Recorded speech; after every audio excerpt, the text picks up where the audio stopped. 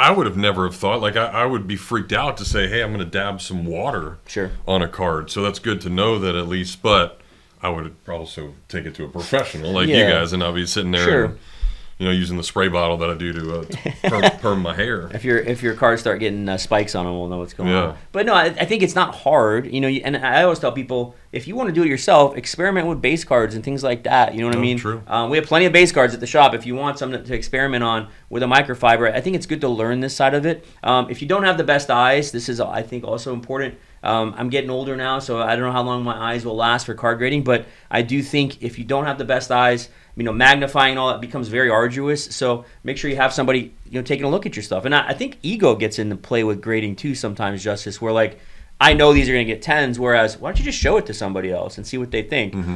Jameel Muhammad and Jeff Cardozo dive into the hobby, which is sports cards, trading cards, as well as all other collectibles, right now on the Meelypod Hobby Podcast, live from the Coach's Podcast Room at Spurrier's Gridiron Grill. Hey everybody, happy holidays. We are inching closer and closer to Christmas, so that means there's a lot of goodies being had. I know there's a lot of goodies that are out there that we'll talk about in just a little bit. And we are the Meelypod Hobby Podcast inside of Spurrier's Gridiron Grill. Of course, looking very festive with things out there. It doesn't feel festive, though. It's hot in Florida, where it's snowing in other places across the country, but we've got this guy. He's always hot. He's burning. Oh, man. He's ready to go. That's Jameel Muhammad. I am Jeff Cardozo. And Jameel, today's going to be fun because we're not going to have a guest to talk about, their playing careers or some of the things going on in the sports world. But I want to talk about something that I don't know anything about. And I think, more than anything, that's why we try to do these. It's just the education aspect of it all. And we're going to talk about grading today, which, grading can take you from this small little nothing that you didn't know you had, all of a sudden getting a 10, and now you're selling it to buy your kid a car, which I have to do in a couple months. That could happen. That's a very real possibility with people with life-changing hits, that they grade and get 10s.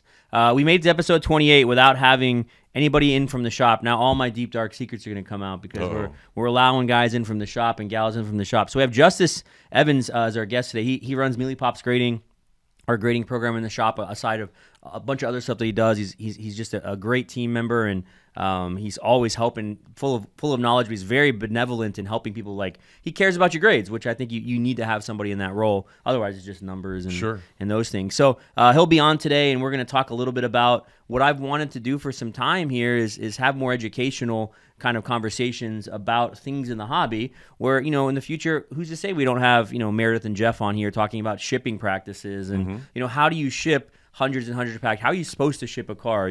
Who's to say we don't have some of our breaking team on here to talk about why we break, how we break, why our breaking is different, why it's important. Like these kinds of things that are happening in the shop outside of all the intricacies of the shop, supplies to wax to singles to TCG to memorabilia to video games, like all the things that we do. I think we want to bring more of that in. So 2025, look out for that. Today is our last episode, in the sense of that we're filming something with a guest. Episode, I guess, 29, 30, we won't number them that, but there'll be recap episodes with little clips. So if you get a chance and you're driving in the holidays and you want to hear a little bit about the podcast, but you don't have the time to listen to all 28 episodes, we'll have a little tidbit from our first 10 to 15 of them for next week, and then 16 through 28 we'll have a little tidbit as well where we'll take a clip from each one and you guys can tune in. So that'll be on Facebook, YouTube, Spotify, everywhere. But we're looking forward to 2025, man, and just getting into really just more guests, reshaping some things. We're going to have some meetings here and talk a little bit about how we want to be strategic about the podcast so that we're doing what you all want, what the listener wants. And I think that's where the importance of just make a comment and tell a review if there's anything you want to hear about. Jameel's got a wealth of knowledge and many, many different things, and you'll probably hear today that I don't know nothing about, especially the grading. And I think when I think about that, first and foremost is like, I'm opening up a box, I'll go get some cool wax, and then I get this rookie card that everybody wants. Let's just say now it's a Paul Skeens, and I'm thinking, all right, sweet, I got this huge hit, but it doesn't always come out of the pack of 10. Right. And I think more than anything, that's probably what people need to realize, right? Yeah, quality control is, unfortunately, because cards are being much more produced in a much more vigorous routine versus the mid 2010s, I think we're seeing a lot of cards with issues coming out, quality control issues. Again, the companies do usually take care of you. It takes time. You got to send the cards back. It takes a while. But we've had many cards come out where you have indentations or roller marks, or unfortunately sometimes the corner will be bent on a card. And so there's things that do happen in production. If you ever watched a video on YouTube about how cards are made, you'd be surprised at how they handle some of those cards, and that even cards can get 10s. You know what I mean? So it's just one of these things that you kind of need to think about. And we'll have a lot of just kind of factoids and nuggets, I think, in this second segment with Justice. So make sure you go back and listen to that, and you have the opportunity to reach out to us and let us know, if you have any questions. Well, I know you got a lot of questions because you got your butt whipped in our head-to-head fantasy get together, and that's I got belted. Whipped, and the crazy part is you were so good all year, and then all of a sudden one bad week. Same for me in another league. You lose by a couple of points and think everything, but you just never know. So I know there's a lot of disappointed people out there. Obviously, some really happy people because one guy did really, really well, and there's still some of those staples that continue to do it. A couple of weeks ago, Josh Allen, the 6 touchdowns. Lamar had 5 touchdowns this past week, but I mean, Joe Burrow continues, even though the defense can't stop anybody. He's putting up numbers, and it is kind of crazy to think about how one good week from one good player makes or break an entire season. Yeah, I mean, I know we're not a fantasy football, like we don't break it all down, but if you think about fantasy sports, it's really changed into the hobby a lot of ways. I have so many people who will come to the shop or buy from us on eBay or whatever that are just looking for, in your case, maybe a Brian Thomas Jr. autograph card. Guy killed me. The Jags out of all teams. Yeah, how about that? Kill me this without weekend. Even Trevor Lawrence. Right, with Mac Jones, right? So I mean, things like that where it's evolving. People are betting more. They're having they're playing their sibling, their co-host, their wife in fantasy football, and it just creates a lot of fun and fanaticism. Where I think that fantasy sports has really changed the game for the hobby.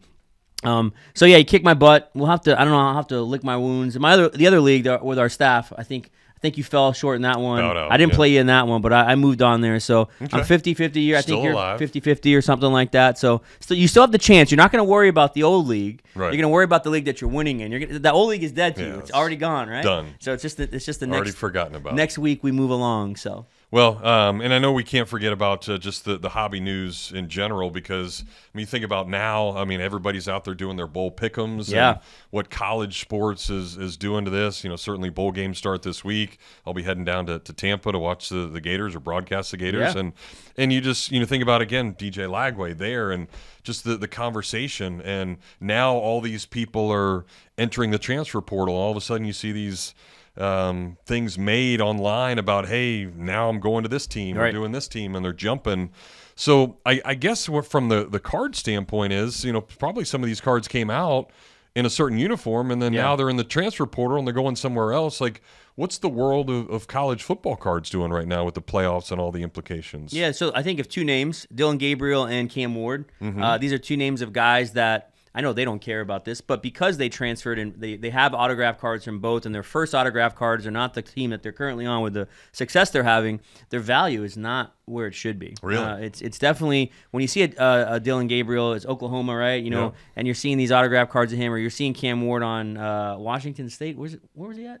Yes, very good. Washington State. Yep. He was so you see these cards are their first autograph, and then they're a Miami guy, or they're an Oregon guy in the college football playoff or whatever. It doesn't mesh very well. So the autograph don't sell as well as they should. Now the base cards and stuff, people collect it. They don't usually have a lot of value. But what I think is cool, you brought up, is that college cards are becoming a thing. Yeah. And 3-4 years ago, I would say that college cards were not a thing. It was always a lesser type. And I think what we're starting to see is Fanatics is tapping in to the fanaticism that is found in college football. They're putting in really good products for football and for basketball. Who knows what else they may change it into. I'd love to see a college baseball setup. They could make that eventually. I mean, that'd be super cool to see, right? Like to actually see if that could actually put together. But you're starting to see people that now are only collecting Alabama cards, Tennessee cards, or they're collecting Genty cards because they like Genty, or Travis Hunter cards because he won the Heisman. And I think that's kind of a world where you have licensed, good-looking cards, autograph cards, chase cards. That's changing things. Lagway's a great example. I mean, his stuff in the new 2024 Bowman Chrome University, through the roof. People are still paying really strong on it because they believe in him. And so I think this game will be fun for him to see. I can't announce anything yet. We're working on the formalization. We're trying to get him in the shop. So maybe soon we'll have some news for everybody to share about that. But in regards to the quarterback phenoms and the guys that are in these sets, people want those cards. So looking forward to seeing how college cards evolve over time. Well, and I guess it gets me thinking then, and you probably shoot me down and say, Jeff, you're an idiot, but do we get to consider those maybe the start of a rookie card, or like, because they're not on the professional team yet, that's not a true rookie card? Or, I think about baseball cards back in the day. I used to get some minor league cards. Yeah. So I have an A-Rod minor league card or a Tim Tebow minor league card, but I guess those aren't worth as much because they're not really that professional team rookie card. Yeah, no, that's a good point. The pre-rookie card or the draft card, Bowman with the first Bowman card is a draft card, so to say. We talked about the Caglione card that everybody's been having from the Bowman draft, and yeah, he's in his Royals jersey, but he hasn't played a game, and so he doesn't have the rookie card insignia on there yet. That'll come in the Topps products. I think there's a world where there's different types of collectors. And so there's people who are going to flock to the firsts and the pre's, and then there's people who are going to flock to the true rookie card, right? The true RPA is a term we hear now. The true on-card autograph is a term we hear. So there's going to be that split that between the two camps there. But I don't think you go wrong with buying a pre-rookie card or a first Bowman. I think that those are pretty solid. Now, if you're getting for example, I'm thinking about Dylan Gabriel, and I'm thinking about Cam Ward. They got cards. They have multiple college cards. Some are in Miami uniform. Some are in Washington State. Some say first Bowman. Some don't. You probably want to, if there's multiple of them, you probably want to stick to the first of that, is what my thinking would be. But again, a Cam Ward, I just had one in shop, a Cam Ward orange out of 25. It's a color match autograph card. It's a beautiful looking card. So, there's things there that I think are at play as well when it comes to, fun things like college football fandom. All right, well, I like to play in the shop all the time. I go in quite a bit, and Jameel says we're having this guy today, Justice. I'm like, who the heck's that? I never see him. He must be hiding them. So we're excited to bring Justin from the back of the store here into Spurrier's Gridiron Grill. We'll talk about grading and all the things that you need to know when we come back here on the Meelypod Hobby Podcast. Things have certainly got a little out of hand lately when it comes to just buying our everyday necessities. Just look at gas, streaming services, and heck, even chicken wings. Well, there is one necessity that shouldn't cost a ton: taking care of yourself and helping fix all the aches and pains in life, and the fine folks at Titan MRI agree. With costs a fraction of what you'd pay at a hospital, you'll not only save money, you'll be taken care of by staff with over 20 years experience. So when you need an MRI, call Titan first, and you can go where your doctors send their families. Now offering CAT scans. This is Jameel, owner of the Meelypop shop, Gainesville's home for collectibles of all sorts, including every single type of sports cards, whether it be Panini, Topps, Leaf, Upper Deck. We have it. Come on in, get yourself a box, a pack, get yourself some supplies, get into our breaks, get your Pokemon, get your Yu-Gi-Oh! All the other different kinds of TCG products that we carry and shop are always fully in stock. You can find our stuff on our website as well, meelypops.com. That's another way you can interact with the store, or you can just come into the shop. We're located off 39th Avenue by I-75 behind Walgreens and Sonny's. Stop on by. We're open every Wednesday, Thursday, Friday, Saturday, and Sunday. And you can check us out on our social media platforms, Instagram, TikTok, whatnot, Facebook, Twitter, and YouTube. We'd love to see you. Come on out to the shop, have some fun, be a part of the card community here in Gainesville, and always go Gators! Well, we welcome you back to the Meelypod Hobby Podcast. Jeff and Jameel, and a guy that's also wearing a Meelypop shop t-shirt, which is crazy because, I come in the store all the time, but I never see this guy. He must always be in the back working or doing something. He's slaving in the back. All of a sudden, he just randomly walks in. Who we got here? I know. So as we were talking about earlier, we want to do more stuff regarding education, teaching people about what we do in the shop. And Justice Evans is here with us, the one and only from the shop. He's legend. The legend. I've heard the name. You wouldn't believe how many people come to the front or call on the phone Hey, I need to speak with Justice. Hey, where's Justice at? How do I get hold of Justice? Is Justice there? We hear that a lot because he's the man behind Meelypops Grading and what we do. And I think it's a program that just continues to develop. And I've gotten to know Justice now for years. Got him to actually know Justice through wheeling and dealing at card shows, him and his dad. Nice. And then it transformed into, hey, I like to work at the shop. And then it became... Now he's the head guru in grading. So what's up, man? How you doing? Yeah, I don't know how it all really happened. I appreciate it. A lot of good guests have been on. I really appreciate you guys letting me be on. They try to hide me in the back a lot, so it's nice to be in the forefront here. The lights are on you. There you go, buddy. Yeah, not what I'm usually used to. But I think it's cool because, again, I've never really done this before, so I'm really interested. I know there's many people out there that have, what do I grade, how do I grade, and how do I do it? So I think this is going to be absolutely tremendous. And, I heard this might happen, so I brought a few things. Yeah. So maybe we can chat about it. Jeff brought some cards, so we'll have to see where his stuff lies. Hopefully we don't have any 89... My 87 Barry Bonds tops is not going to do good. Huh? Yeah, with the rounded corners and the, your dog chewed on. I guess we'll get into all the grading, Jeff, and we'll go over all this with Justice. But before we get going, Justice, tell the people a little bit about your hobby background because it's quite unique. Yeah, it's kind of interesting. My dad actually got me into it. We just did it as fun, but he did it in Iowa for about 20, 30 years, and then junk wax era came up, which you guys talk about a lot, I know. So he had all the leftovers of that from when he ran his shop, and we'd open that stuff. He had a few 86 Fleer boxes left, cases that he sold. How much, do you remember? It was cheap. I think the Jordan was like 400 or so wow. at the time. Yeah, so whatever the case would have been at that time. And then he kind of got out of it for a while. We just did it as a hobby. And then COVID, like many others, we kind of got back into it and then took it really serious. We set up a lot at Jameel shows and did a lot of online e-commerce stuff. And then, the last 2-3 years I've been at the shop kind of helming the grading aspect of it all. So he does way more than grading, but grading is what we're talking about today. It's sure. A huge vital role of so much, and we have so many awesome guys at the shop. How long have you been now with the shop, Justice? 2.5? Full time's been 2 years. It's probably a little closer to 3 years. Working at the shop. Yeah. Time for a bonus. I know. I'll work on that. And he hasn't left yet either. So it's surprising. Pretty crazy to last that long. Yeah, I'm 28 episodes in, and I'm ready to jump out. So it's good. No, but if you want to jump into this, I think that's what this is all about. So I've never graded a card. So advice-wise, like as people are looking through all that old stuff or going through different things, what's the best way to kind of get this going and navigate the hobby? Yeah, it's kind of cliche, but there's no stupid questions is what I would say. Find somebody that really knows stuff. Biggest thing in the shop is education. Come in, talk to us, hang out. If you're nervous about grading, one of us can look at the grading for you, kind of give you an idea.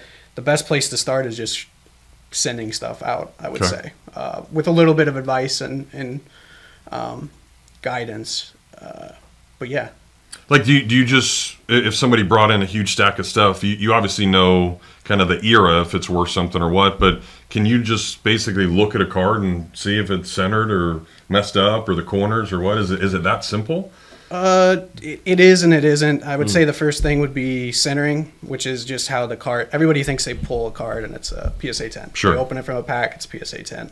No, it starts with the printer, with centering, surface. If there's any damage, then edges, corners. So I would start there. And then as far as values, you would just go on Card Ladder or eBay and check the values of the raw card and the graded card, I would say. Okay. And that kind of gives you a start. A little start. Yeah, so we got to start here. Okay. I think we got a little head start. So Jeff brought in a stack, and so we went through some cards here, and we'll put them up on the screen to show. I'm going to give Justice 3 of these. Let's see, I'll take a prism out of here. And then I'm going to take 3 of these. And we'll talk a little bit about this, Jeff, because I think this is key to understand. Now we don't have the zoom in lens. Sure. But we're going to show them on screen and just talk about some basic stuff here. So who you got here first, buddy? Ooh, Lamar Jackson. So the Prism Lamar Jackson. Couple-time MVP. Yeah, and he's making a strong case again this year. I don't want to talk about fantasy football, but you had him playing against me this weekend. Scored about 7,000 really points. So this card is cool. I think Prism cards are cool because they are easy to tell the centering.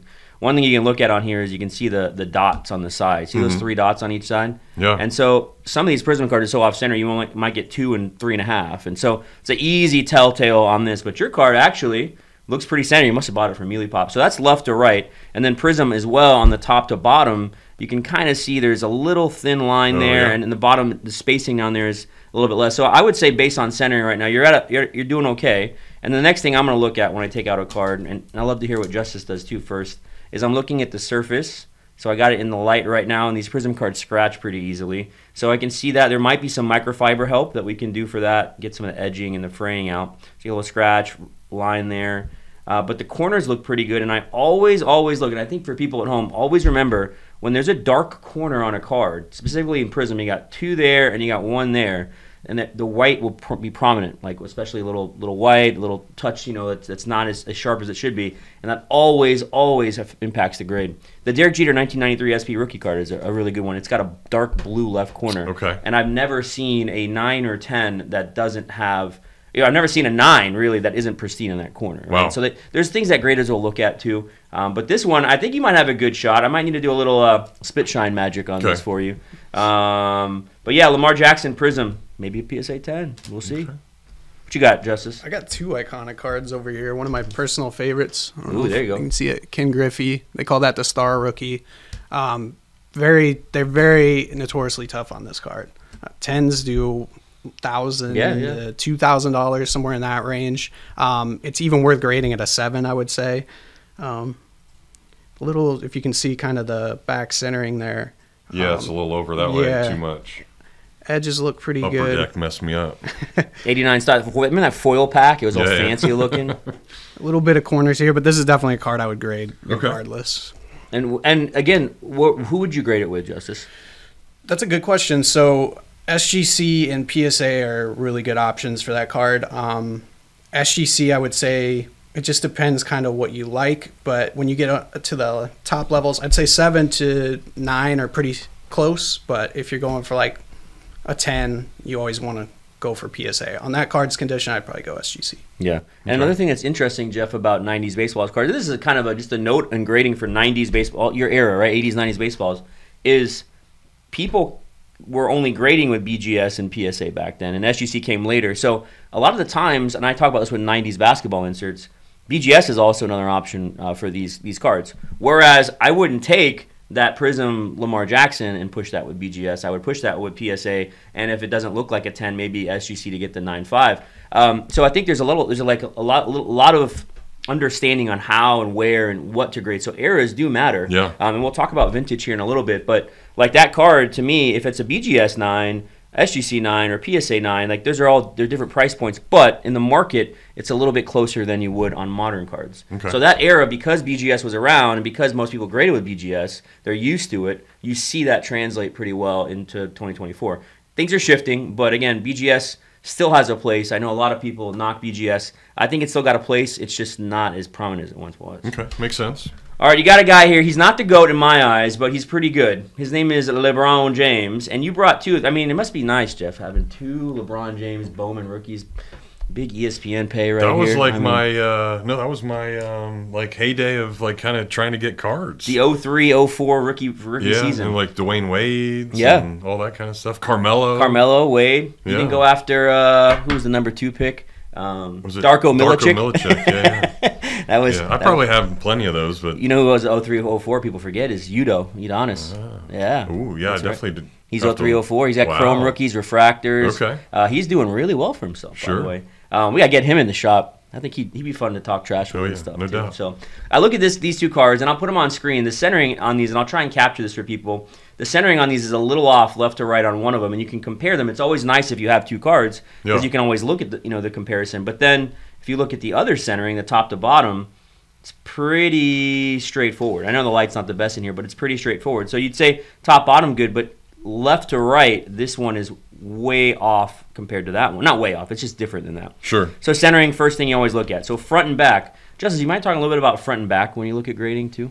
Yeah, first thing I want to mention too on centering is they do give you a little bit of leeway on that. I believe the breakdown is 70%. They say 60-40 to 70-30, but again, we've seen 80-20. yeah. So I just want to add that on the centering. And then back centering, I think, is always, well, it depends on the card, but it can be easier to start with the back, if that makes sense, on some cards, and kind of see the centering there and then go to the front. Yeah, centering is kind of arbitrary on a lot of newer cards. The Bowman, sometimes they have these like subjective centering rules now. But yeah, on these cards, man, they were thick, right? These are a thicker stock. And in '03, they weren't making cards that great, so the condition is tough. So I'm looking on some of these corners, and one of them looks, I would think, gradable. The other one that's a little more off-center has got some white on this corner. I haven't taken it out to look at surface yet, but these cards are notoriously tough because they had friction in the packs, they were made cheap, so that makes sense why a PSA 10 is worth a lot. But I definitely think that one, I'm going to have to put this in the maybe pile, okay? That's in the maybe pile. Sounds good. Fair enough. All right. You got any more, Justice, over there? I might let you talk about he's one of your favorites, isn't Oh, he? Big Shaq? Big Shaq Diesel was just in Gainesville at the parade Yeah. giving away Audis. Yeah, how cool was that? So cool. Yeah, Shaq Santa. So this card is notorious for coming in the shop. This is the 92-93 Fleer Ultra rookie because it's got the little rookie banner on it. I think it's the only card Shaq has with a rookie insignia on it from the base side. But people, when they had this card, I remember my dad pulled it, and this card was worth like $40 in 92, 93, and that's how I got back into basketball cards. And then like it just went up from there. Honestly, this card raw is like a $2 card. Really? Yeah, it's not worth that much. But as a PSA 10, again, we're going back to cheaply made cards in the 90s when they were mass producing this stuff. Same thing we've talked about with Pokemon. Same thing we've talked about with a lot of stuff from the 90s. Is that if this can get a 10, you'll do well on it. So this one's tricky to me because they are hard to tell on the centering, right? It's really hard to tell how that card is centered if you look at it. So you have to kind of look at the nameplate and then the amount of spacing over here. You kind of need to look at the back. I mean, there's this borderless, so right, it's kind of tricky as well on this one. But I'm looking at a lot of different factors, and the corners on this are one of the keys, I think, because it's dark, right, and you have light. They look pretty good on the corner side. I'm going to have to put this in the maybe pile. You might have had a high-grade Shaq just sitting around. Look how skinny Shaq was, too. Good. He's like you, dude. Look at that. 7-1. How does 7? He's 7-1, right? 7'2", 7'1". But we got a guy 7'8" at the Gators right now. Okay. So we'll have to get Olivier in sometime. Yeah, that'd be awesome. But what do you think, Jeff? Like hearing some of that, like, is there a question? Yeah, no, I think it's fascinating, especially when you talk about the different companies and what to do and how to do it. And I think that's what's great about what both of you do and the entire shop is just that knowledge of not understanding, and just the education aspect of it all is great. But yeah, these are cards I just remember from my childhood getting all excited about and different things, and I know those aren't worth too much, but I wouldn't even know, like, I think that's the biggest misconception probably for everybody out there is like you see Shaquille O'Neal from 1992 and it says rookie on it. It's like, man, this thing's got to be amazing. Yeah. And then when you say it's only a $2 card, I think that's where maybe some of that disappointment would come about, or then I probably have some like random cards in a box somewhere that are way more than what I ever thought. So I think it's just probably taking it to that local card shop and trying to say, hey, can you guys help me out with this? And I know you guys would. So what do you think, Justin? You got a Luca over there. This is another, I think this is a COVID iconic card, if that's the way to put it. I mean, these were the top graded card. This, and you had that Zion in there too. I think there was, 90,000 there Zion were so bases. many of them graded. Wow. Yeah. So, and very quickly too. But yeah, this one's still holding value. Obviously, Luka just had a great game the other night, and I would definitely grade this one. It looks nice. Centering's good. It's got the dots, right? It's like they're very similar in these, right? The prism design. Yep, exact same. Exact same. Yeah, prism is usually, if the surface is good, centering's good, got a pretty good shot. So I guess my question to all of you is, and I'm sure people out there, how do you know which rookie is the best? Because all these companies make different rookie cards, and one company could be like, oh, that's crap, and then the other one's like, oh, that's really, really good. Like, what makes one better than the other? Well, I mean, this is Prism Week for football, so you have to remember licensing, and we talk about unlicensed and licensed stuff, which is going to shift. It's all going to shift and screw everybody up in the next year or two because no one's going to understand. But Prism's going to lose the license, and then Topps Chrome is going to gain the license for, say, basketball. This card is the quintessential rookie card. You got to remember the term a lot of hobby guys like to use is liquidity, and so they like to throw that term around and how liquid a card is, and it's traded so much, blah, blah, blah, blah, blah. Well, the truth is about liquidity is like, if there's a ton of the card and they're really easily accessible, when that player does go down, it drops a lot quicker than you realize, right? Because there's so many people trying to get out on it. And then remember, we look at eBay for comps. So you're looking at comps that can change every day. And when, let's say, if Luka were to roll his ankle and be out for 6 weeks, you're going to see a drop in that. You know what I mean? But if he puts up 65, you're going to see an uptick in it. So it's just one of these things with cards. I think, with Topps, you have specific brands. Panini, you have specific brands. Upper Deck, you have specific brands. I think about Upper Deck in hockey.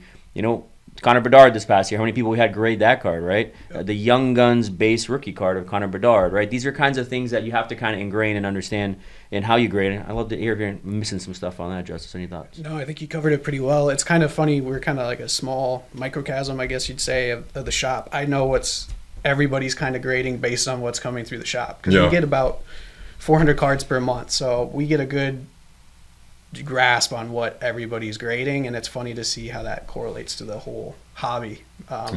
Connor Bedard Young Guns, we probably had 40, 50 of those come in. Lucas are still coming in all the time. Prisms. But yeah, as far as like rookie cards, I would say Prisms probably, in my opinion, the top rookie for basketball. And so then, as you're talking about these, these 4 different ways to go about and grade it, like what's the hardest, or are there any that are really inconsistent? Like, how do you decide which one to go with? I think most modern stuff, people prefer PSA. It's just easier to move or trade or sell. BGS, I would say I have the most trouble with, like, consistency wise. They also have the black label, which is a whole nother thing, but that's always going to be the top dollar over PSA. I would say BGS 10s and PSA 10s are very close, and then SGC I would say is probably usually 10%, 20% less. Yeah, and then there's a world too of, like, do you grade something like a TCG card? Where does that go? CGC is a great value for a lot of people, but you ain't getting it back for 6 months, it seems like. But but it's a great value for somebody who has that Pokemon and they want to enter into, or they like that slab. We don't do a lot of BGS grading, but there's options for that. Why you might grade a card with BGS. Since we're speaking about, like, the shop and customers, Justice, I don't even know. You probably know this way better than I do. What percentage would you say, and this is kind of a good microcosm of where we're at in 2024, 2025 in the hobby shop, what percentage of customers walk through our door would you say actually grade with our shop, or just grade in general? Yeah, so this is something we've really worked on in the last 2-3 years. I would say we're probably up to about 30% if I would have to put a number on it. Great. We worked our way up. Yeah, I would say it's getting really popular now. People are understanding it a lot more and coming to us to have questions. And then I think once people get that first submission out, it's kind of like breaking the ice. This is cool. This is easy. Yeah. Then they're coming in every week because it's like another excitement. You open the pack, you pulled the big card. Now I get to wait and see if it comes back a 10. And you would not believe how excited. It's like Christmas when people get a 10 on a big card. It's just really cool. And what's the normal wait time? I know you said 6 months on the other stuff, but like, what are we looking at for cards? It varies. We have a couple different service levels. There's a month one, and then we have 2-month options now, and then PSA bulk, we call it, is usually, I would say, 2 to 3 months on average. It can be a little faster, it can be a little slower. Yeah, and that varies too with seasons. So a lot of times, like I always tell people right now, PSA's got a lot of employees. They're taking a lot of time off, and everybody also has time off. So then they're collating, and they've got time now to put grading submissions in. So the worst turnaround time is literally now for the next 4 months, because that 2 month will become 3 and 4 months. But yeah, I mean, it's when you think about all these things, that's the big question: is where's my cards? Where's it at? And I think you got to be patient with it. That's just kind of a point I would always tell people: is if you can kind of forget about it in the back of your mind, especially if you're sending bulk level stuff, kind of forget about it. Now we have had a great success with SGC. They've been pretty quick with getting stuff back within a month for people at a very reasonable rate. And I think in the hobby, everybody knows SGC has been great. We're looking to have Peter, president of SGC, on sometime in 2025. So it'd be great to pick his brain as well. Sure. But when you think about all these things, like there's always going to be a variance, in how much you pay and how quick you get it back. We haven't even talked about declared value. That's a big thing now with PSA, and upcharging is a thing that nobody even knew that term 3 years ago, and now PSA is upcharging when your cards maybe get a 10. Like the LeBron, let's say we send that in bulk and one of them gets a 10, you ain't gonna be paying $21. You can probably be paying $55 or $75 or something because it got the 10 on the way back. So it's just the way kind of things have evolved. And as I think about evolving, there's one era of cards that I know, Justice, you've been huge on. Shout out to your dad, too. I know you guys have grown up with just vintage cards. You alluded to some of the stuff in the 80s. 86 Fleer I would consider a vintage product. But when we say... That's scary to think Yeah, I know, right? I mean, we're 40 years away from that. It's nuts, yeah. And vintage cards, I think when people say that term, you're thinking typically, 70s and back, maybe some 80s stuff depending on the era. 86 Fleer is kind of maybe in that realm of the gray area right now. But 30 to 40 plus years old kind of cards. Now, true vintage is the 40s and 50s and 60s. Baseball, basketball. Don't have a lot of basketball cards, but football and stuff like that. And then if you're going to go real uber vintage, you're looking at tobacco cards and Gaudis and going way back in time. But just thinking about vintage, Justice, I have the conversation with a lot of people. I know you do as well. That bring in these collections of the old collections in boxes. Why do you think it's important to grade vintage? I'm kind of fascinated by the whole history aspect, just as a personal thing. Like, we have a guy that comes in, he's got a bunch of T206s. That's 110 years old now. So it's just kind of cool to have that. I think preservation is a huge part of it.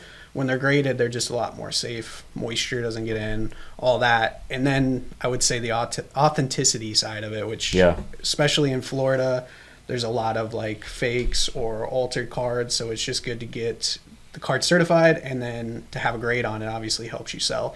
Now there's a lot of, Jameel can talk about this for days, but eye appeal, centering, all that matters. So you could have a SGC 1 or a PSA 1 and it might sell for as much as a PSA 3 or SGC 3 just based on how the card looks. It's not creased, maybe the back's just damaged, but the front, so they call it a display card.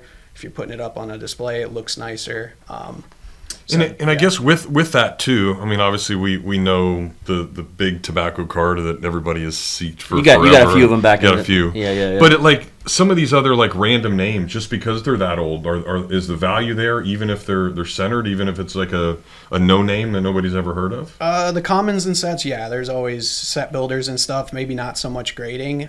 Interesting fact on the tobacco cards, a lot of the minor league guys, they would just throw them away because they were just in the cigarette box, and then they were like, well, I don't like that guy, I'm just going to throw it away. So a lot of the minor league cards actually hold quite a bit of value. You'd be surprised just because the population's so low on them.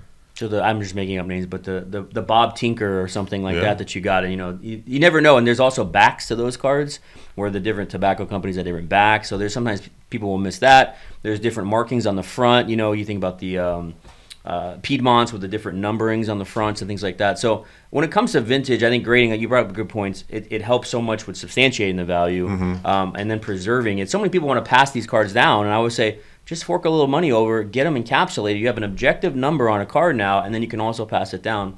And one other thing I'd say to everyone listening, here's a fun homework exercise over Christmas break. Go look at a Gaudi PSA 1, search it on Card Ladder, 130-point Ruth, and go look at a 1952 Manual PSA 1 and see the variance in all these prices, because eye appeal is such a big deal, and people don't realize that. They just think a grade is a grade, and that's not true. We know that. So, crazy stuff. Thinking about what you said, Justice, with altering, I'd love to just kind of use spitball it. What percentage of cards do you think, and I'm not talking about just our shop, because all our cards are perfect. We know at Meelypops, nothing comes back altered. But what percentage of cards do you think in vintage are coming back now as non-authentic or altered or touched up or not meeting the size requirements? What do you think? I think it's increased in the last 5 years since the popularity of those cards has gone up. Just from the shop standpoint, I'd say it's probably 10-20%. I think it's worse in Florida. No, not to throw shade, but there's just a lot of people that trim and stuff, and we see a lot of that. And what do you mean by that? Like they're cutting the corners to make them straight? So I don't really know how it's done, but they'll cut the card just to kind of, sometimes they don't even look good after they do it, but to kind of make it more center, I guess. Sharp. Or get rid of a bad corner or something like that. This is some deep dive. I've known of some certain vendors at certain shows that I always avoid and tell people don't buy from, because I've known for these people to actually split cards in half and change the backs on tobacco cards. And they sell them raw. So anytime you go to a card show and you're buying raw vintage, I would, and I brought some tools here with me. I would recommend that you buy one of these. I don't know if you know what this is, Jeff. Don't hit me with it, okay? Okay. This is a digital caliper. Okay. And so if you go ahead and pull on that part. There you go. Oh, yeah. So it can tell that. It'll tell you that. And you can measure cards. I have a manual caliper. These are really cheap on Amazon. But this digital caliper I have, you'll usually measure cards to 3.5. Okay. And then 2.5. So 3.5 wide? Yep, by 2.5. And so a lot of the times when we're looking at cards, we'll take, for example, we'll measure from there to there, measure there to there, and there to there. 3 sections on the one edge and then 2 sections on the top, because we're wanting to kind of make sure that we're buying things as authentic. And sometimes there are cards that will be 0.01 off. So you might have a 3.49 and a 2.49, and that can kind of get by with grading sometimes. And that's also how they cut the cards back in the day and the presses and stuff, especially vintage. But when you're getting modern cards that are off, you're definitely in trouble with that. Something's been tinkered. Well, and that's cool because I mean, obviously you guys knew that because that's your profession. But you know, it's like knowing, hey, the mound to home plate is 60 feet 6 inches. So it's like, you know, how far is a card? How wide is it? And that's cool. I'm living vicariously through you as my professional card days here. Well, so he's talking about, you guys are talking about the vintage stuff, and then, you know, I sit there and I think about now this new stuff and, you know, kids playing Pokemon and doing all these different things. And, you know, obviously if you're playing the cards, they're probably not worth as much, but, you know, so much interest is now in Pokemon. Is that being graded? Like, are people starting to do that a bunch? That's increased a lot recently. A lot of the bigger cards like Umbreon, Moonbreon they call it, this new Pikachu that just came out of Surging Sparks. You can make $1,000 just by grading it and getting a PSA 10. So it's really converted a lot of TCG players into graders as well, or keeping a set back just to grade. Yeah, so there's a whole nother world too, and I'm just kind of learning it. I kind of missed that whole wave of trading card games, so I get people teach me in the shop all the time, and I kind of learn that. But there's lightly played, heavy played, and then damaged, I guess, is the 3 main the way they do it. Yeah, it's because I'm sitting there wondering, like, you know, I'm going up to see some family over Christmas, and the kids are playing Pokemon. No, don't mess it up. Like, that's $1,000. Yeah, so, it could be. You know what we've noticed, Jeff, is with Pokemon is that it's a great entry point for young collectors to get into cards. I'll say this. I think I might have said in the podcast before, but like, if you're a dad or a mom and you want your kids in sports cards and they don't want to get into sports cards, you know, Pokemon, One Piece, Lorcana, all these things that we have are great gateways to like understand how to handle cards, sleeve cards, grade cards, look at condition. You know, I see dads all the time with their kids, like they're bending their cards, and you know the dad's like, no, you know, but like it's a great way to to learn. And again, you talk about $1,000 cards, they're hard to hit, but they're there. And with the modern Pokemon world, I think PSA is grading more than that in sports cards, right? I think we looked at the numbers, and you can see there's a website or an Instagram account called GemRate that looks at how much stuff is being graded. PSA is 10x all the other companies per month, but they're pushing out millions of cards every single month, and a lot of that is TCG and the growth of TCG. And you got to remember, TCG Pokemon came out in '96, so we're only looking at something that's 20-something years old. You know, One Piece, it only came out in the last 6 years. Lorcana, the last 4 years. So a lot of these things, Magic the Gathering, the '90s, 20 years. You know, Yu-Gi-Oh, 15, 20 years. Dragon Ball Z, all these TCG card games that people are getting into, they're not that old. And so that's exciting to me that there's such a prevalence of grading on modern cards. And I know we see quite a bit of that in the shop. Yeah. I'd say TCG is probably 50. I'd say it's a pretty good split in our shop for grading wise. Okay. And when we had that PSA day, we had a PSA day for the folks at home, and we had Caleb Dressel come, we had PSA at the shop, and I was thinking about the line. I was seeing people what they had, they're inputting on their phones and stuff. It seemed like it was mostly TCG.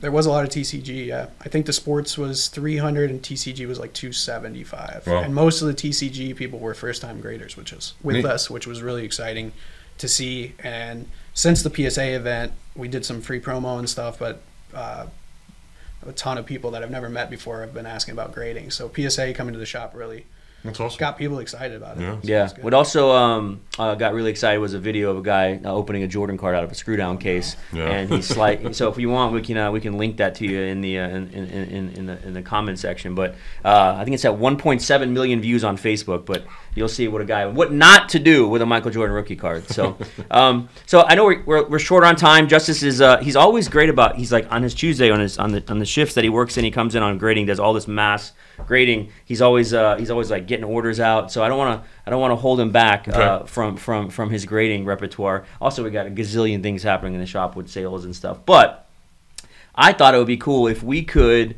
maybe between you and I come up with some tips, come up with some tricks to give listeners, the Jameel and Justice Secrets to Grading 101 for Jeff Cardozo. If there were 4 things that we could kind of impart into people, let them know. And I think this would be a time for you to take notes, if you would. And I told Justice about this before the podcast. I said, think about a couple of things that you would pass on. So I'll let you go first. I got a couple as well. But what do you think, Justice? What is tip 1? I'm going to start with a controversial take. Do not use mag holders. If you want to grade a card, they're great for displaying and stuff, but I have seen so many damaged cards from not using the right size or not using a sleeve, and it'll just, at the bottom edge, it'll just damage the card. So I would say number 1 tip, don't ship at least cards in one touches or mag holders, which I think you did pretty good. They were all top loaded. Yeah, so. Okay. Old school. They're so meg meg would be like the screw downs and magnetic. Yeah, okay. so they just attach. Yeah, okay. Yeah. But yeah, I've seen so many cards damaged with that. And then the other thing is always sleeve your card. It seems minuscule, but always sleeve your cards before you put them in the top loaders. Absolutely. Don't sleeve your card before you put it in a mag, because there's certain mags that will take it, some don't. It's a wild world with like how to take care of them, because magnetics are like kind of seen as the nice. They look great. Yep. They're easy to hold. Awesome, yeah. But the problem is, if you, like Justice brought up, the size. If you don't know how to put the right size, the card moves in the mag, and so you have issues with that. And then when it moves, it can scratch. It can mess the corners up. It can get crimped, which I've seen people turn cards in mag, and it's not even in. It's like half and half. I'm like, yo, like you got to figure this out. So, and it's not even a hobbyist problem. You see that with Topps, like they have their archive signatures. They send these cards at a one slab, and you open it up, and the card's crimped already. And it's like, how in the world? We've seen that a few times. So the sizing, I think, is a key point there. So then, do you get like the patch cards or something cool that's a little bit bigger? People are trying to jam it into the top loaders. Oh, absolutely. So there's all different sizes. Yeah. They don't want to spend 30 more cents to get the right size top loader. Please come to the shop. We'll give you a free top loader, I swear, for the size. Yeah, and a sleeve. We'll take care of you. All right, so you brought that up. Those are good. One thing that I would say is to anybody thinking about grading is to not get caught up in the rat race of grading everything and grading it like just because you're seeing what things are selling for. And the reason why I say that is you'd be surprised at the amount of time and money saved, especially on initial release stuff, where you'll say, oh, look, I see a PSA 10 that just got graded. I'm going to send my cards in, and I'll be cheap, so I'm going to send it in bulk, and I'm going to get it back in 3 or 4 months. And by that time, that card has now come down in value. The 10 has dropped to half, maybe a third of it. I've seen this with the Topps composite. It's been crazy seeing how cheap those cards have come down from, like, you would pull a Stroud autograph, grade it, and it'd come back at 10 and be the same price now as a raw autograph when you could have sold it back then. So you have the time, you have the loss of risk. You have the risk that you're putting it forward and losing that card for so long. And then what happens if you made a mistake and you get a 9 on it or an 8 on it, right? And the card comes back now you didn't get a 10. Now you might like to play the game, you might like to gamble. That's fine. There's a gambling element to grading. People do. I play that as well. But I would also say, like, just be very mindful to not just get caught up and grade everything. We're going to see it with Jaden Daniels' base prism that comes out this week. You're going to see a gazillion of them being graded. Now, the first ones will do $500, $1,000, but then retail is going to come out. And then there's going to be PSA 10 Jaden Daniels for $80, right? We saw this last year with Anthony Richardson and CJ Stroud. Paul Skeens is a really good point. His first update base cards were selling for $400 in a PSA 10. I don't know what they're doing now, but that was the first week, and so if you could get into the first week and sell them, then you're doing really well. I mean, the base card's probably, $20, $15, and you're sending it off for $20 and getting $400 back. So you have to get the 10 on that modern stuff, and you have to remember the people that are getting the 10s initially are spending the expedited cost. So they're spending $100 to $150 to grade those cards to get them back really quick. So think about all that stuff. That's one thing I see that a lot with a lot of young collectors is gotta grade, and you just gotta kind of think through that a little bit more. How about you, just more tips? I would find I'm a little biased here, but I would find a group submitter or especially a card shop that would grade your cards. You'll save about $100. Everybody always looks at the pricing per card and they're like, well, that's the same. I could do it on my own. First of all, it takes a lot of work for input, making sure it's shipped right. But on top of that, the grading the shipping cost is $100, $150. Yeah. there and back. So you're spending that per card you have to figure as well. Oh, yeah. Which Wow. we cover if you bring it into the shop with our pricing. So I think that's a good tip. Find somebody you trust to send out your cards for you. Trust these guys. Yeah, card shops. And again, I'll say this: there have been some shady group submitters in the past, and we've seen it.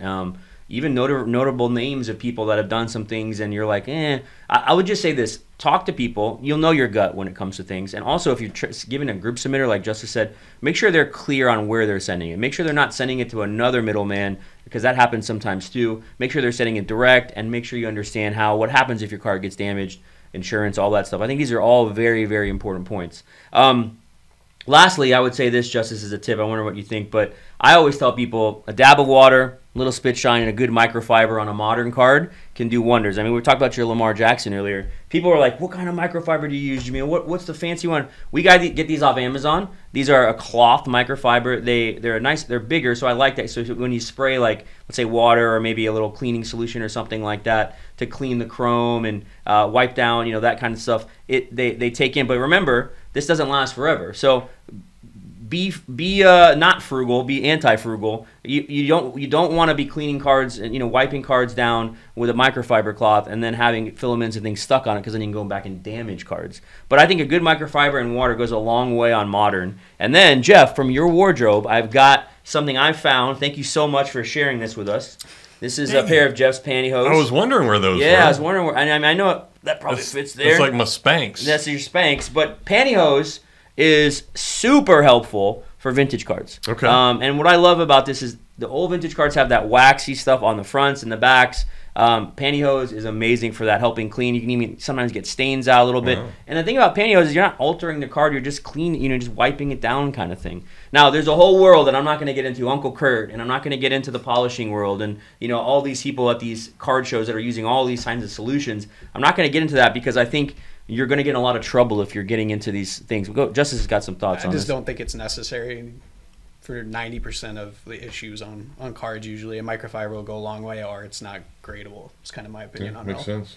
Well, I would have never have thought, like I would be freaked out to say, hey, I'm going to dab some water on a card. So that's good to know that at least, but I would also take it to a professional like you guys, and I'll be sitting there and, using the spray bottle that I do to perm my hair. If your cards start getting spikes on them, we'll know what's going on. But no, I think it's not hard. And I always tell people, if you want to do it yourself, experiment with base cards and things like that. You know what I mean? True. We have plenty of base cards at the shop. If you want something to experiment on with a microfiber, I think it's good to learn this side of it. If you don't have the best eyes, this is, I think, also important. I'm getting older now, so I don't know how long my eyes will last for card grading, but I do think if you don't have the best eyes, magnifying all that becomes very arduous. So make sure you have somebody, taking a look at your stuff. And I think ego gets into play with grading too sometimes, Justice, where like, I know these are going to get 10s, whereas why don't you just show it to somebody else and see what they think? Mm-hmm. And they might be able to look at a card differently than you would. And so I know that's happening with you a lot. We do this all the time in the shop between each other. Like, can you look at this card for me? I've been staring at it for 10 minutes.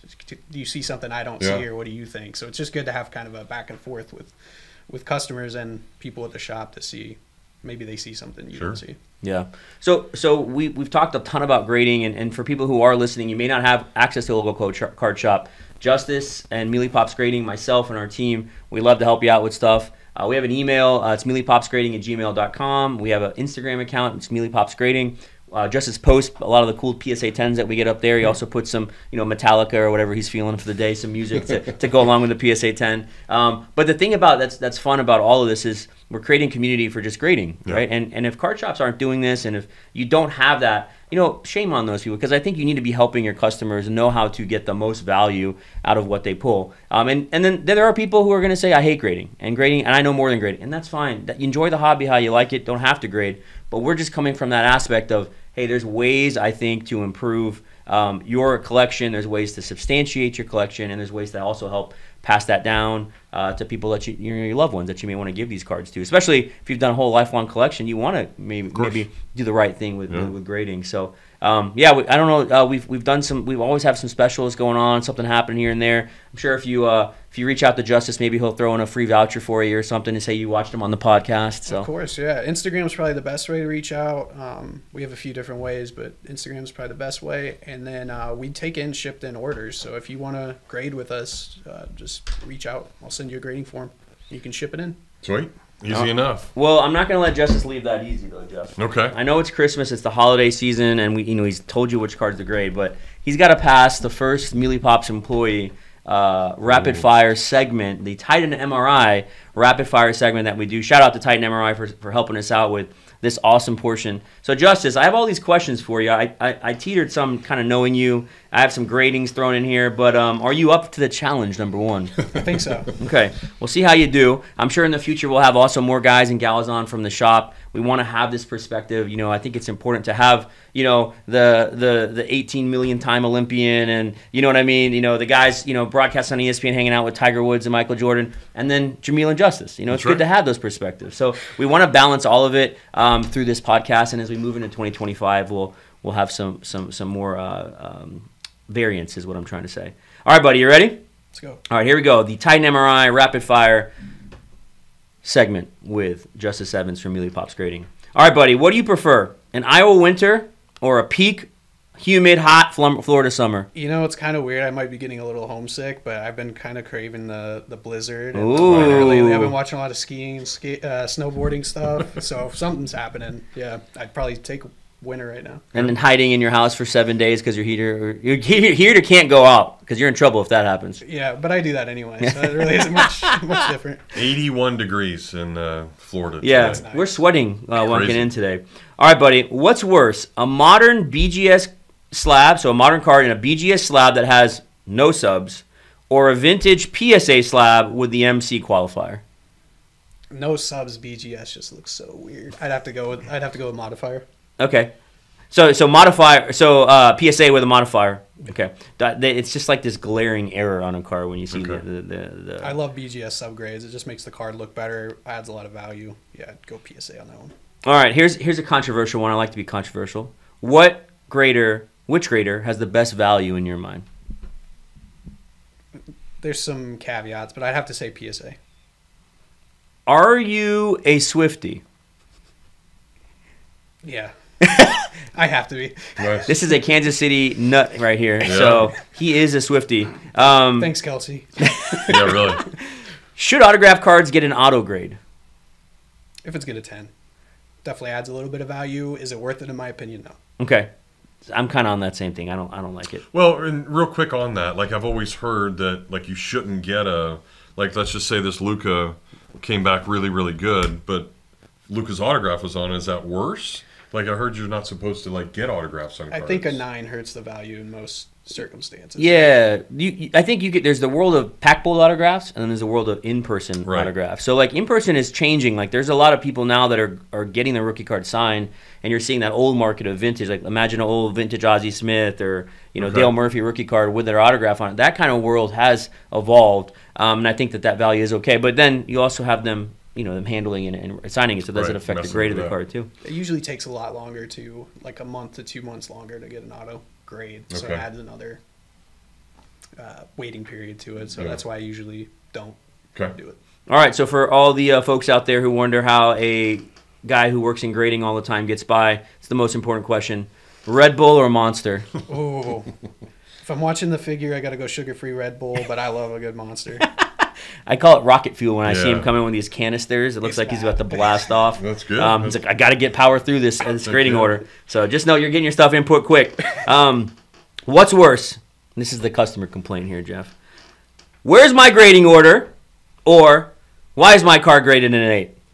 I've come to terms with where's my grading order. I get it. People, by the third or fourth time, I'm kind of like, all right. I promise I'll text you immediately when it's just important to me, just as important to me as it is to you. The grading question is always tough. I'll show them why it graded that way or why I think it graded that way because you can kind of look and tell. But nobody's ever happy when they get an 8. Yeah. I'm not. Jameel's not. Yeah. Nobody's ever happy. Yeah, and these are the same people though that probably didn't even ask your opinion. Right. Yeah. First off, so if you'd have told them, hey, don't grade that, I could see that it. Not going to be that way. If I gave him my opinion and it comes back an 8, then I'm going to make it right. We'll figure something out. Sure. But knock on wood, that doesn't happen very often. So. Yeah. One thing I do know about Justice is when he gives his opinion, he's very, very fair in it. And He stands by it. So when we're telling you your card's not a 10, we're just being honest with you guys. Yeah. Don't be mad at Justice. Yeah, I'm pretty straight to the point too, so don't take offense if I tell you it's not gradable. The way it should be.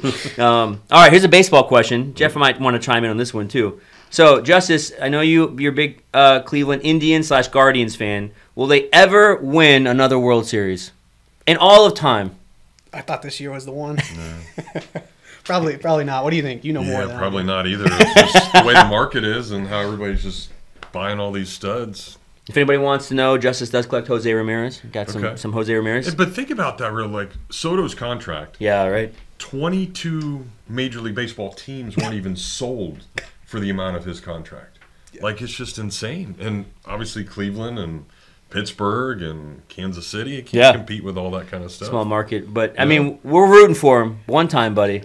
It'll happen. It'd be nice. Hopefully while Ramirez is still there. I got quite the collection to offload. You need to get Wild Thing back. Ooh. Closing games, and he'll win it for you. When you bring in Wild Thing, things change. All right, you almost survived, buddy. Last one. This is another little nugget for everybody listening at home. What is the one thing people don't know about grading that they should know about grading?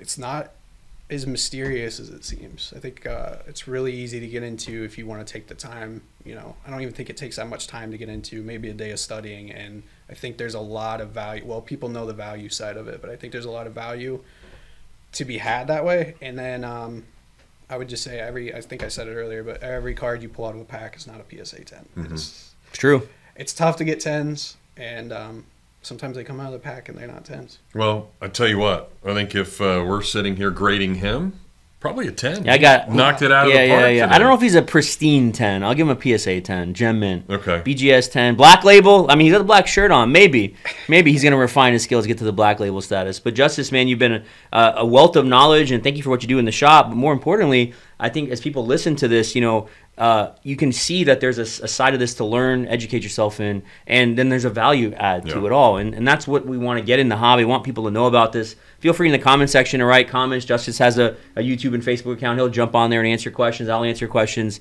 But we want to do more of this and bring guys in from the shop and just kind of getting your expertise.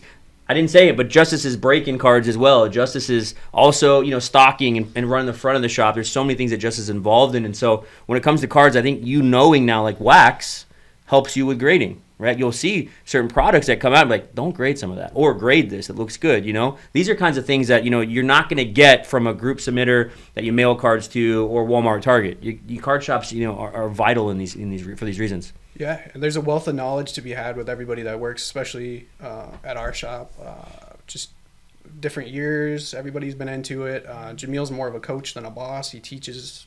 I mean, if you come in off the street, he'll teach you how to grade a card, and it's really educational based is how we run the shop. So any questions, just let us know. Well, he opened the floodgates. Meelypops Grading at gmail.com. He's going to have 90 emails when he gets home. But, Justice, thank you. You survived the Titan MRI Rapid Fire Second. You're the first Meelypops teammate to do that. So congrats on that. We'll get you a little Burger King crown to wear. And appreciate you, man. And make sure you guys are grading. If you got questions, let us know. Yeah. Thank you, guys. There you go. All right. We'll take a break. We'll come back and wrap up our final show before the holiday season hits. You're listening to the Meelypod Hobby Podcast. Albert, Alberta, I understand you were witnesses to a crash. Can you tell us about the accident?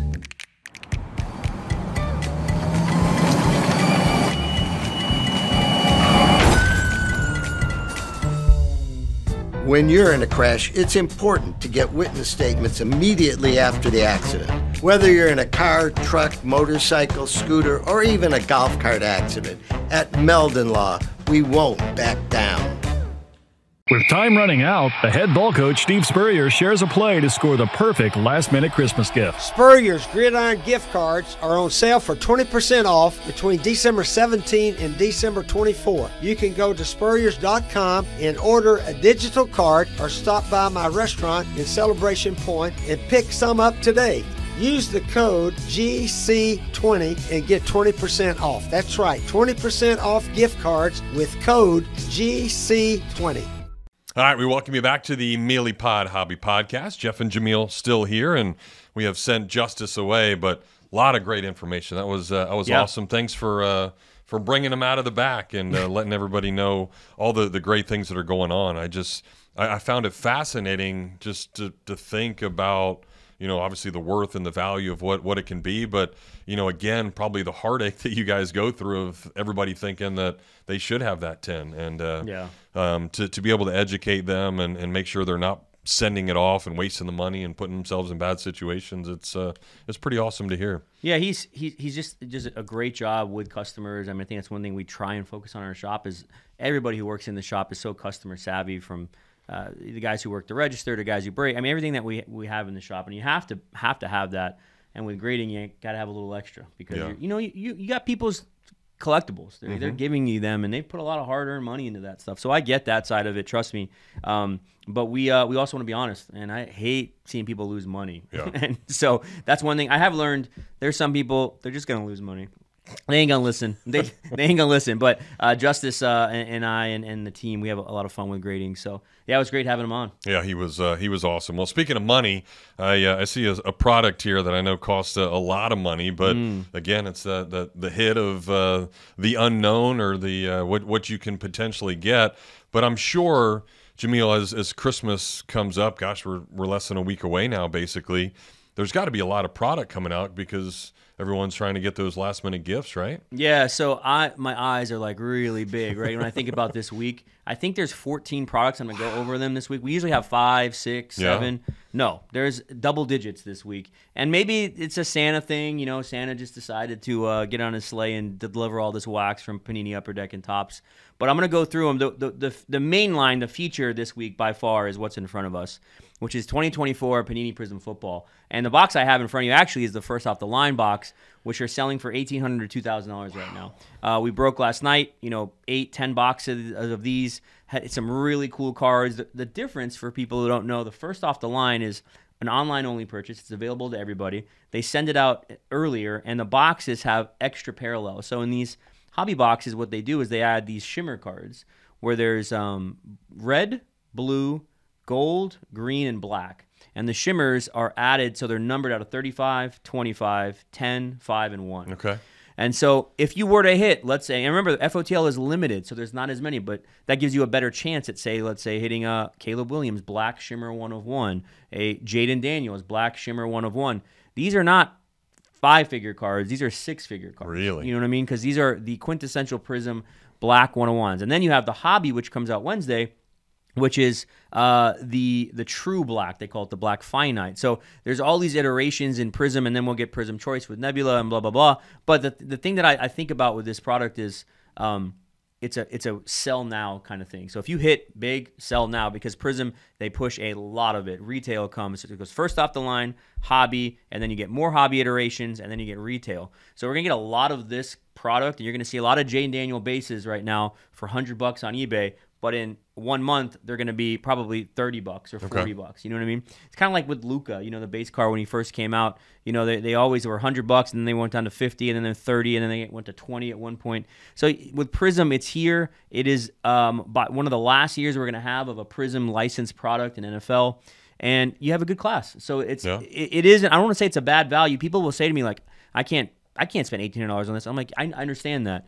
But understand that also there's potential for big hits. And I talk about the black shimmers, but even if you get a Jaden Daniels gold shimmer, if you get a Jaden Daniels blue shimmer, you're looking at $5,000 cards, $3,000 cards, $10,000 cards. So there is an upside to that. And then also, it's Prism, and people love it. So it's out. It's here. It is the week. There's the early Christmas gift. If I got a Brock Bowers, though, I would throw it away because he only got 6 points and cost me a fantasy win. I can't believe you brought that up. You must have some telepathy going on. So here's what happened.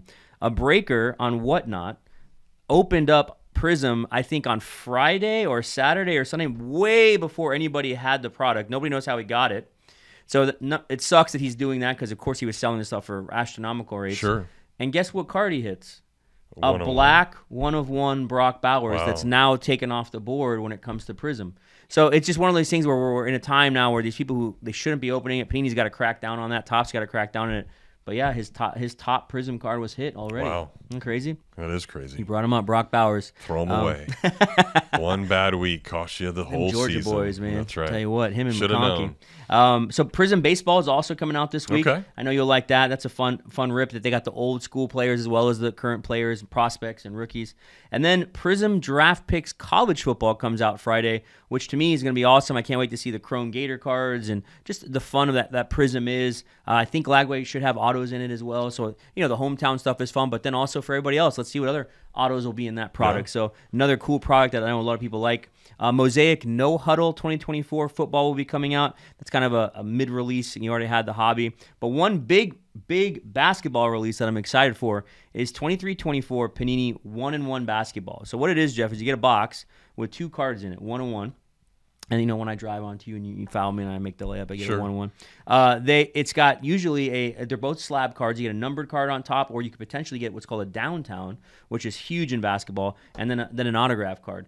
They have this set that you'd love. They're called Timeless Moments, and these cards are iconic images where the players from winning a huge game or like the Ray Allen shot, like these really iconic images, and then they sign the card and they go for big money. They have Yao Ming in it this year. They've never had Yao Ming in a timeless moment that I know of. So there's some cool cards in that. But those boxes are selling for about $975 right now for 2 cards. So the high-end basketball is here. For you tennis fans, Topps Graphite Tennis is coming out. It's a new set that's going to be fun. I saw some of the cards. There's some unique autos, inscriptions, Alcaraz, our guy Ben Shelton, local hometown, are in that. And then a set that a lot of people are really excited about is 2024 Topps Triple Threads Baseball. It was a set that was synonymous with patch autos and cool jersey cards, and then they took it away last year, and they're bringing it back this year. So it's a low limited print run. It actually comes out on Thursday, which is interesting. There's a soccer release 23-24 or 24-25 Topps Champions League Club Soccer, which is the paper product. And then we get an Upper Deck. Upper Deck, just like Panini, decided to unload the Santa bag this week. So listen to some of these. I'll just run through them. If you're a gamer, Upper Deck Call of Duty League, which is literally cards of the guys who play video games. Crazy. And it's big. We got a guy in shop who loves it. He's always ripping it. There's a set called Upper Deck Marvel Fleer Ultra Matriarchs coming out, which will be all the Marvel characters, but the female side should be very interesting to see how that sells. Parkhurst 23-24. Champions Hockey is coming out, more Bedard stuff. You have the Boston Bruins set from Upper Deck. And last but not least, I saved the best one for us. Fleer Retro Upper Deck Looney Tunes. Ooh. So the Looney Tunes, you got Bugs and Daffy and all the guys in between, Yosemite. And I think I saw they might have autograph voice actor cards, which would actually be pretty cool. We'll see how that works out. Now, I know the younger kid generation have no idea what we're talking about with Looney Tunes, but that's all, folks, is what I got to say for that. So there is one other release that's an online only. Bowman Chrome University, the product that we've been talking about, but the Sapphire version also comes out this week. And those cards are gorgeous. They're gorgeous. Yeah, they look really nice. And for you college football fans, Meelypops.com, scmeelypops.com. We got all this product. We have some of the best prices in the nation coming to our shop. You can call our shop. You can break with us on all our platforms, Instagram, TikTok, whatnot, through the holidays. And we have the wax. Trust me, the back room is looking full. It is very full. Well, I hope all of you get full of presents, toys, love, everything through the holiday season, and everybody enjoys it. Again, we'll give you a couple of recap editions over the next couple of weeks to tell you all the cool things that we've been able to do through our first 6 months of doing this podcast. So it has certainly been a pleasure. Whatever you do over the holiday break, enjoy it. I'm actually getting to go 2 days before Christmas. I'm going up to Philly, and San Antonio will be there. So get to go see Wemby in person. The alien himself. So there's aliens off the coast, and there's aliens on the court. That is very true, in South Jersey there. That's going to be a lot of fun. Yeah, so that'll be fun. And just don't get abducted, please. Don't get. We need you back. I will make it back for sure. We have some giveaways, Jeff. I forgot to mention that. Sorry. Make sure for you guys, sign off. Go check out our Christmas episode. There's a way for you to get into our drawing for Javi Lopez autograph stuff, Caleb Dressel autograph stuff, Topps holiday tins that we got. We're going to give all that away to all the comments that we pick and choose our favorite ones. All you got to do is literally just tell us what your favorite episode has been and why. And we've had a bunch of comments already. You can do it on Facebook. You can do it on YouTube. And I made an Instagram post. So there's an Instagram post as well that you can go on there and check out a clip.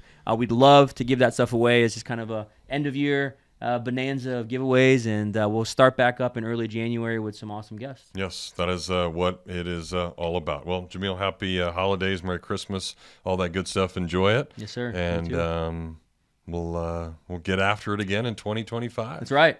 So for Jameel, I am Jeff, and all the hard work that Zach puts in, our producer, he is the best. But the best was all the guests, and certainly all of you for listening, and we appreciate you doing it each and every week here on the Meelypod Hobby Podcast. Thank you for joining us. We will see you next Thursday at noon.